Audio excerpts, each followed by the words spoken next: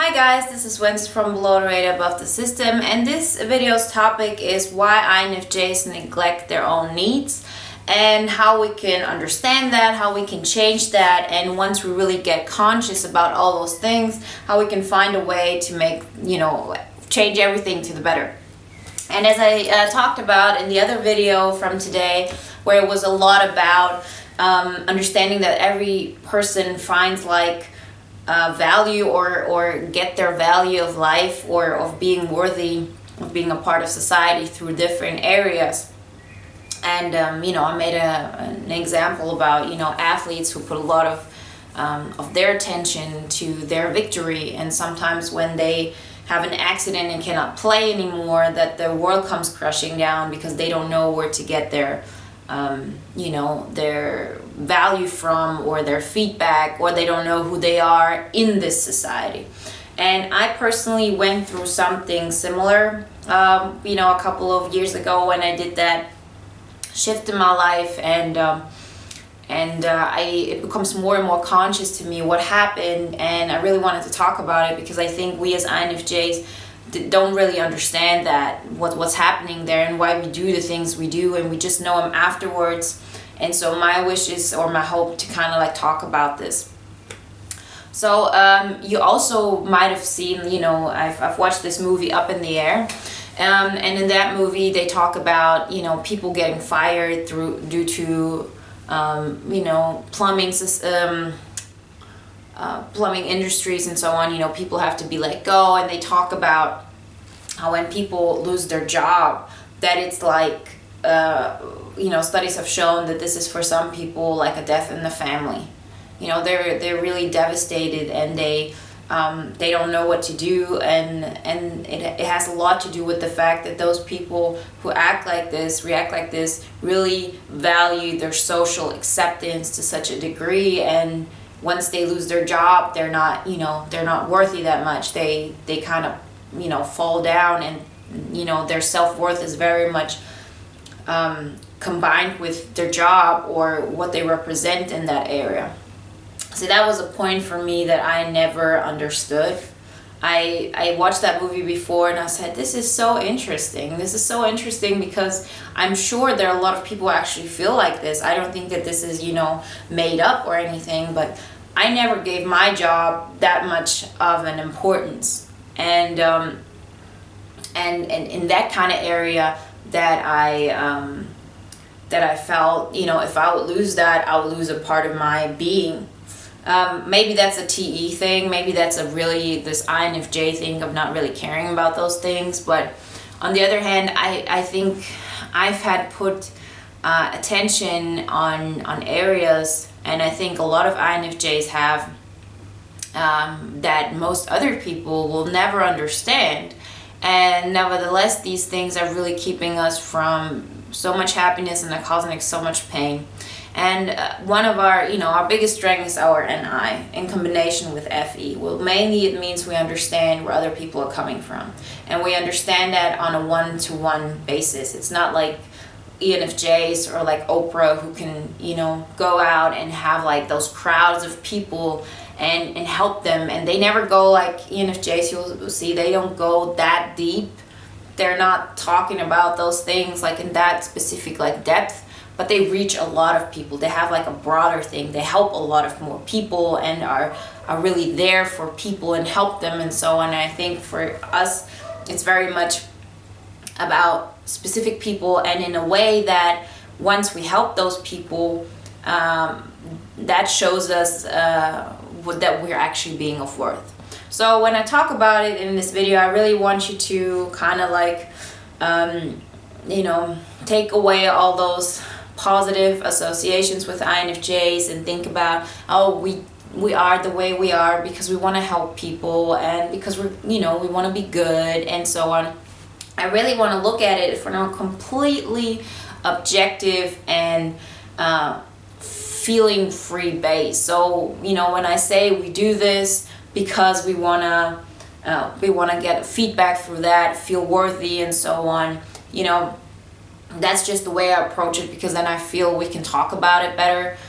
Yes, of course we do things because we want to help people, but it all comes back to When we help people, we feel good about ourselves because we're making other people's lives better. That makes us more worthy in the views of others and of society and so on, or for ourselves. Sometimes you help people and nobody sees it but yourself, but that also gives you a feeling of, okay, I'm bringing something of value to others or to society and so on.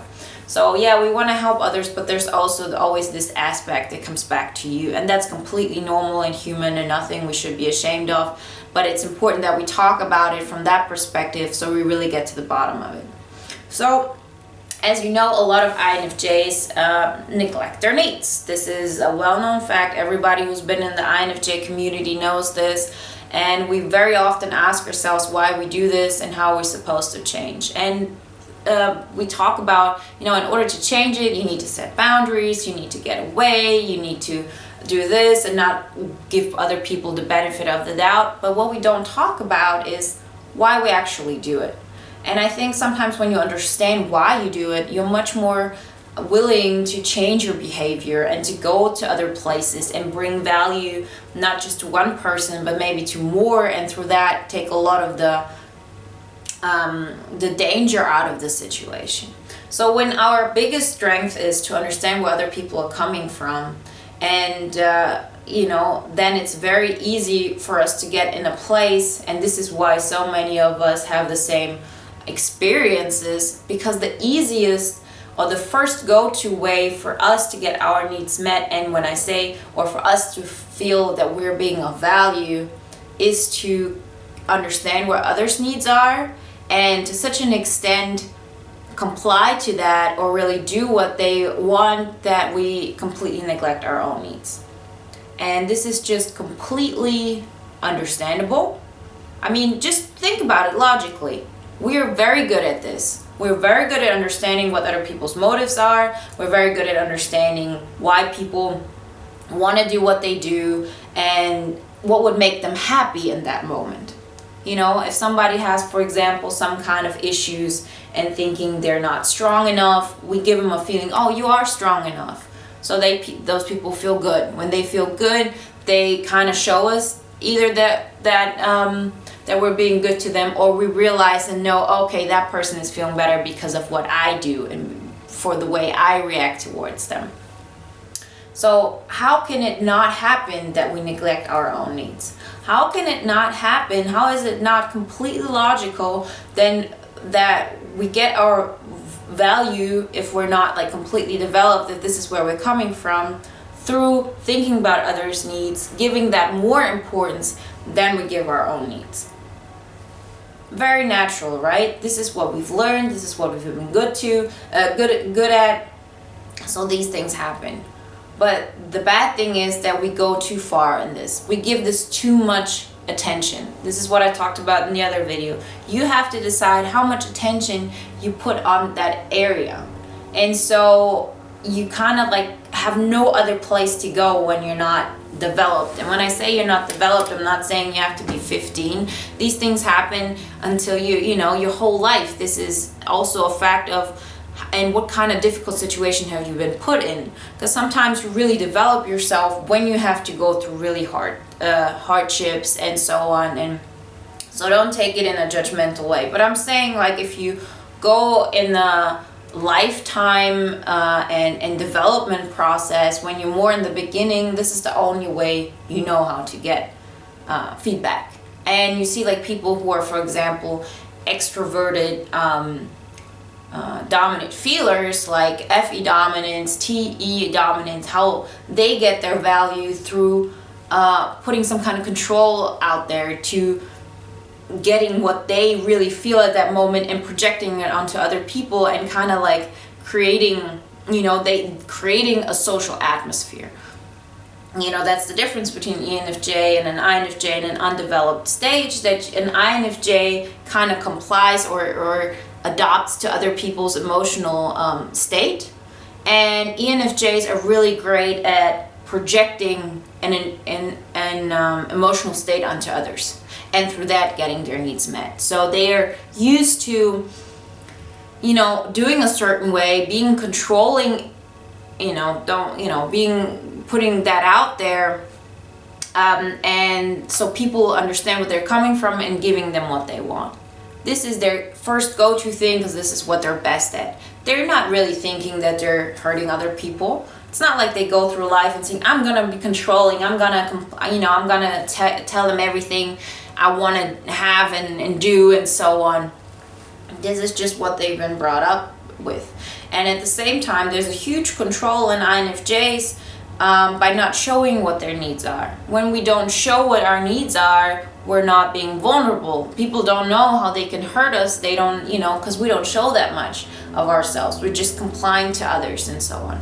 And once you put too much value on that and you don't develop your second stage, which is more into that ENFJ realm, which is, to also put out what your what you feel and your emotional state and putting it out there, because this also brings value and it gives you security, it balances you out and so on.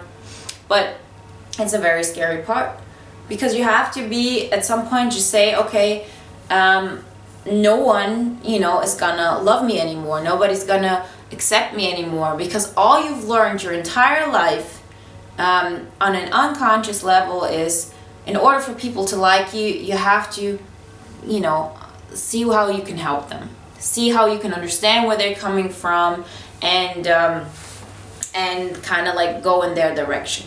That's definitely how I was, and I didn't have another choice. I didn't see anything, and this is what I meant in the last videos, that we have to be more accepting of where other people come from, because before you've made that change, before you incorporated that second part of yourself, that other part that makes you whole, you really feel there is no other choice. And so you're willing to go into areas which will hurt other people in the long run, and also hurt yourself, because you feel like you have no other choice. Because I've gone into situations where I always always just looked what the other person wants, and goes there and deeper and deeper, understanding more and more, telling them nothing about me, and that other person got upset and so on. And you keep doing that, and you give that person the feeling they can open up more, because apparently you don't do anything to them. But it gets to such a point where they hurt you so much and you feel so neglected that you do like those door slam situations. You do those things where you kind of like really lash out and tell them, listen, I knew from the beginning what a weak person you are. You have nothing, you're just pathetic and so on. And at some point you really snap and you really do those things that are, hurtful towards others, and they're actually, hurting yourself for doing that. This happens, and then this is what it was for me. I caused somebody so much pain through trying to keep control by not showing what I really wanted, but just like looking what you want, tell me more about yourself, that I had a leverage that I could use. And I never realized how controlling that behavior is, and how selfish and short-term thinking that is. But I was neglecting my needs all the time, trying to get like some kind of appreciation for my life and what I'm bringing and so on. And now that I understand why I do this, why I neglect my needs, I'm much more able to kind of like tell myself, okay, yeah, I want to understand where people are coming from and give them something, but this is not all I am. There are also a lot of things I've learned in my life. There's a lot of knowledge I can give. There's my opinion, my voice, my way of life, the joy I can have for life. There's so much more I can give by projecting outwards what my most inner self is, and not so much just going about what the other person feels and how you go in there. And once you make that switch, once you understand that, you're much more conscious, aware, and able to really take control of your life in that area and incorporate that other part in yourself. Because now I can get so much satisfaction and feedback from others, and know that I'm of value through my knowledge, through the joy I bring others, through the my worldview and my uplifting spirit and my humor and so on. And so I'm not really dependent on only caring about what other people think, which is, you know, in the long run, it hurts you, it hurts them. It's just very short-term thought. And it also helps me to understand why other people come from different areas, and to also forgive them because they feel they have no other choice. And so once you do that, you really stop neglecting your needs. You stop going about life thinking, I have to neglect my own needs to get some kind of like feedback. But to understand, you need both. You need to express yourself, and you need to find like feedback and being of value, not just through understanding that one person and giving them what they want, but also on projecting out, on projecting who you are. Because even if you're not, you know, let's say you're a person who's very, you know, who doesn't like to accept injustice and talks about, you know, injustice happening and things, you know, not going the way they should be going, just because there's nobody talking about it and doing something about it. And you will be that person who really has an opinion in an area, and they want to make it a point that other people are hearing that, because you by that really help develop society, you know, from your perspective and so on. Just the fact that there are people like you out there who talk are enough for others to just kind of like help them to figure out more of what they can be, to understand why certain things are important and so on. It's not always that you have to be this positivity filled, you know, wonderful, you know, being in order to bring value to others. You, with your unique worldview, will always bring value in society and so on. You just need to like find people who can really benefit from this, or just kind of like even put it out there. You don't even have to be, you know, looking. Sometimes it's just about, I want to tell my truth. If somebody's listening or not is not half as important to me as that I'm allowing myself to do that. So I think this is a huge step in our development. I don't think it's an INFJ specific thing, but the thing about, you know, neglecting our own needs in that kind of way that we don't express ourselves, that's typical INFJ. And I think once you understand, okay, that's the reason why we do it. That's the reason. We think this is the way we're gonna get love and appreciation and so on. But understanding that a part of being loved is also being understood. And if you're not really telling people who you are, there's no way they can understand you, because they are not looking into your head like you can look into theirs. They're looking from a completely different perspective. We have to understand we're completely different, each one of us, and we have to make it a point to kind of like get our thoughts across, and we have to work on having this inner momentum and drive to do that. And this is a conscious work and consistent work we have to do. But remember, progress equals happiness. There's, you know, a lot to be gained through the pain we go through and the things we do. And once we get that and we take more control of our own life, there's a lot more joy we can experience, a lot more security in our lives. We're more based. There's no just, you know, concentrating on that one person and getting us into situations that are just hurtful for us and others and so on.